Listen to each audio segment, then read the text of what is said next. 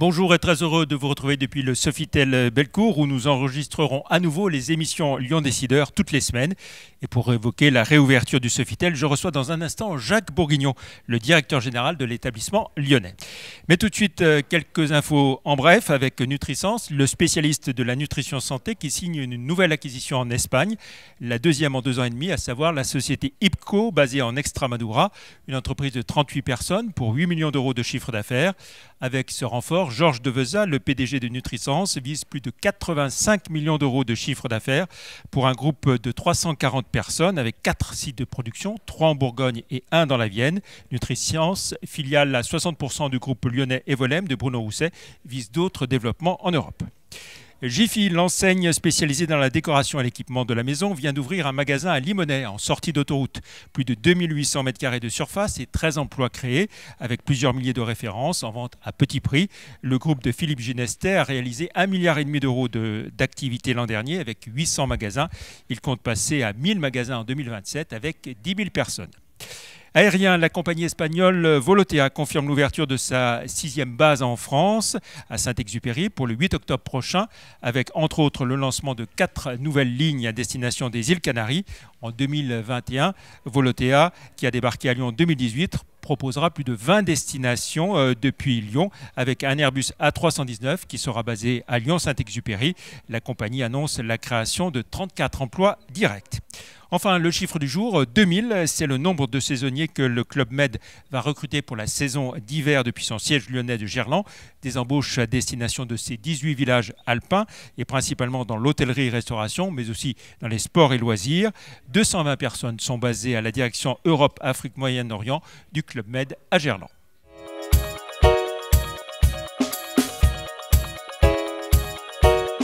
Voilà, et on retrouve à présent notre invité Jacques Bourguignon, le directeur général du Sofitel Lyon-Bellecour. Bonjour. Bonjour Jean-Pierre. Merci de nous accueillir ici, chez vous. Alors, plus de 5 mois et demi de fermeture, c'est du jamais vu. Comment rouvre-t-on après une telle interruption de façon progressive, j'imagine? Alors, on réouvre d'une façon progressive. On a fermé d'une façon brutale. Et c'était quand même une situation très triste de voir un hôtel se fermer comme ça sans pouvoir dire au revoir ni aux équipes ni aux clients d'une façon correcte. Et de savoir quand est-ce qu'on allait reprendre. Et de savoir quand est-ce qu'on allait reprendre. Bien entendu, à cette époque-là, on pensait qu'on allait reprendre assez rapidement. On n'imaginait pas que ça allait durer 5 mois. Donc une fermeture dure. Par contre, une fermeture qui nous a permis de réfléchir tant à la façon dont on travaille, de communiquer d'une façon différente pour pouvoir se dire voilà, il y a un après-Covid, l'avant-Covid, et on va pouvoir fonctionner d'une façon différente, profondément différente. C'est ce qu'on va voir maintenant. Alors, si on prend la partie hôtellerie pure, est-ce que vous avez rouvert la totalité de l'hôtel ou certains étages, pas tous? Comment ça se passe? Alors déjà, Accor n'a pas réouvert. On a, je dirais, 56 hôtels sur Lyon. Accor n'a pas réouvert tous les hôtels en même temps, puisque ça n'avait pas de sens d'avoir 50 hôtels qui réouvrent avec 3% d'occupation. Donc on a phasé en fait les réouvertures. Donc ça c'était plutôt positif parce qu'on a des hôtels qui sur juin, juillet, août ont très bien travaillé.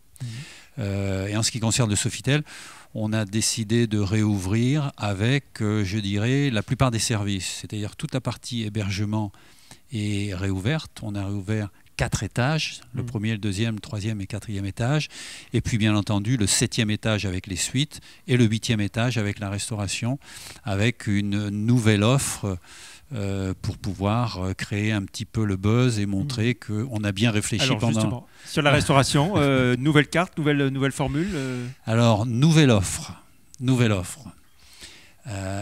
Avant le Covid, avant la fermeture, on avait donc le restaurant gastronomique, étoilé, une étoile au guide Michelin, et on avait une brasserie au rez-de-chaussée. On a réfléchi, on s'est dit qu'est-ce qu'on peut faire pour optimiser notre activité. Et on a réfléchi assez rapidement, on s'est dit voilà, dans la brasserie, on a quand même une clientèle qui est habituée, et avec, je vais dire, un couvert moyen qui se situe entre 27 et 30 euros. Et au restaurant étoilé, on a une clientèle habituée aussi qui vient et avec un couvert moyen qui se situe entre, je vais dire, 75 et 85 euros. Donc ce qu'on s'est dit, c'est soyons prudents, parce qu'on ne sait pas ce que l'avenir peut nous réserver, et nous allons réouvrir un restaurant, et à l'intérieur de ce restaurant, on va avoir 2 offres. Donc nous avons décidé de réouvrir cet espace que j'appelle le 8e ciel du Sofitel, avec une vue magnifique, une réputation extraordinaire de restaurant étoilé. Et au déjeuner, chaque jour, nous proposons une offre que nous avons appelée bistrot gourmand. Une offre qui est rapide, qui est jeune, qui est fraîche, qui est végétale. L'objectif, c'est d'attirer une nouvelle clientèle qui va venir au déjeuner. Et puis après, passer sur la plateforme et les attirer et les motiver pour qu'ils viennent au restaurant étoilé. Voilà. Nous avons ouvert il y a 3 jours. Aujourd'hui, nous avons fait 38 couverts au déjeuner. C'est pas mal. Et hier soir, nous avons fait 49 couverts au restaurant étoilé. Donc en fait, nous gardons la clientèle de la brasserie qui vient au 8e étage, mais nous avons un lieu. Alors au niveau des équipes et au niveau des ressources humaines, c'est très intéressant parce que ça permet de faire... Imaginez qu'on va faire monter en compétence des équipes qui sont dans un lieu et qui vont se mélanger et apprendre les uns des autres. Et ça, c'est très intéressant. Au niveau location de salles, séminaires, conventions, etc., ça se passe comment c'est encore tout frais, bien sûr. C'est très frais. C'est ouvert mardi. Je dirais que ce n'est pas encore frais au niveau des séminaires. Vous avez déjà des réservations On a déjà des réservations plutôt sur des petits événements. Des petits événements de 10 à 15 personnes. La raison pour laquelle nous avons décidé de réouvrir l'hôtel un petit peu plus tard, c'est que la clientèle du Sofitel, c'est 50% français, 50% étrangère, 50% business et 50% loisirs. Dans les 50% étrangers, une grande majorité, ce sont des Américains, des Asiatiques et des Moyen-Orientaux. Cette clientèle-là ne voyageait pas. Côté business, on avait des séminaires, il n'y avait pas de séminaires non plus. Donc on dit, on va ouvrir un petit peu plus tard. On a maintenant des demandes de séminaires. Bien entendu, on a mis en place tous les gestes barrières, toutes les précautions sanitaires pour nos équipes et pour nos clients. Mais je sais que tu vas me poser... Avec une certification. Voilà, donc, oui, avec une labellisation dont on vient d'avoir l'audit d'ailleurs hier. L'intérêt de la labellisation avec Bureau Veritas, c'est que, les précautions sanitaires sont poussées au maximum pour protéger les équipes et les clients, première chose. Deuxième étape importante de cette labellisation, c'est que l'audit qui est fait contrôle que les équipes appliquent les précautions sanitaires, mais s'assurent aussi qu'elles les ont bien comprises, parce que ce n'est pas évident. Et ça, c'est quand même très intéressant, ça a demandé beaucoup de travail, des formations qui ont été faites à la maison pendant la fermeture, et aujourd'hui, on est labellisé All Safe. Tous les hôtels du groupe Accor, dans les prochaines semaines, dans le monde entier, seront labellisés All Safe, c'est-à-dire un niveau de précaution sanitaire qui est un petit peu plus élevé que le reste. Alors, j'évoquais le contexte de concurrence vive à Lyon, dans votre segment sur les 5 étoiles notamment, avec l'ouverture de l'Intercontinental l'an dernier, pas très loin d'ici. Comment ça s'est passé justement, cette nouvelle concurrence pour vous, avant le confinement? Alors voilà, c'est ce que j'allais dire. Je vais pouvoir expliquer avant le confinement. Après le confinement, on va voir comment ça se passe. Mais avant le confinement, je pense que c'est une complémentarité en fait.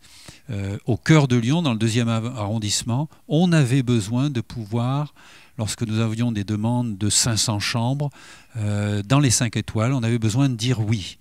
Et l'espace de convention de l'Hôtel Dieu nous permet d'accueillir ces capacités.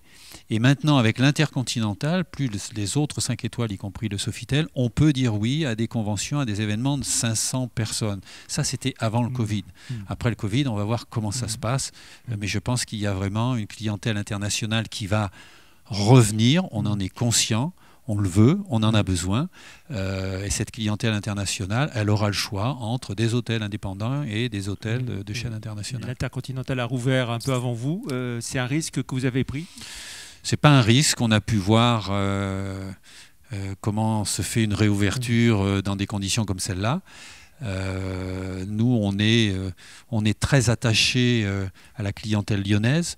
L'hôtel a un petit peu plus de 50 ans maintenant. Et depuis 50 ans, cet hôtel est resté dans le cœur des Lyonnais, principalement et grâce à sa restauration, à sa gastronomie, à son service, aux équipes qui y sont fidèles de génération en génération. Combien de temps est-ce que vous vous donnez pour retrouver, j'ai envie de dire, un fonctionnement à peu près normal avec les conséquences évidemment du Covid-19. C'est très difficile à préciser parce que chaque jour, chaque semaine, la situation évolue.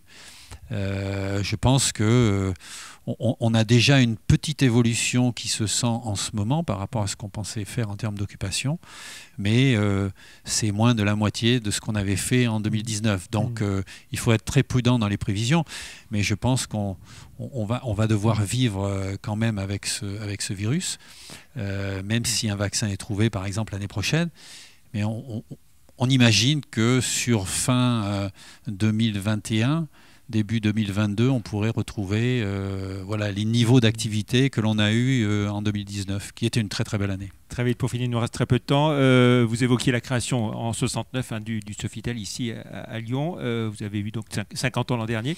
Le Sofitel est toujours une institution à Lyon? Sofitel est toujours une institution.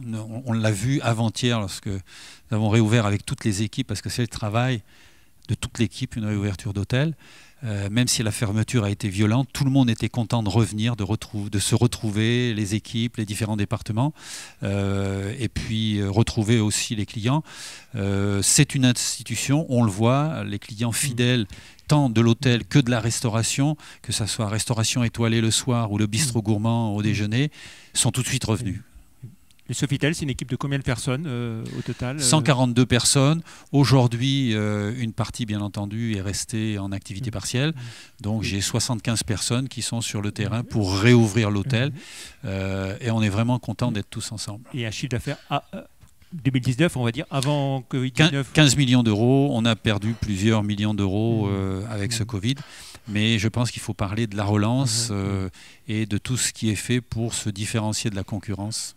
Merci beaucoup Jacques Bourguignon de nous avoir accueillis. Merci Jean-Pierre. Je vous offre le dernier numéro de Lyon Décideur qui vient de paraître aujourd'hui en kiosque. Et puis on se retrouve jeudi prochain. J'accueillerai Éric Momy, le directeur général d'April. Merci. Bonne fin de semaine. Merci Jean-Pierre. À vous et bonne reprise alors. Au revoir. Merci.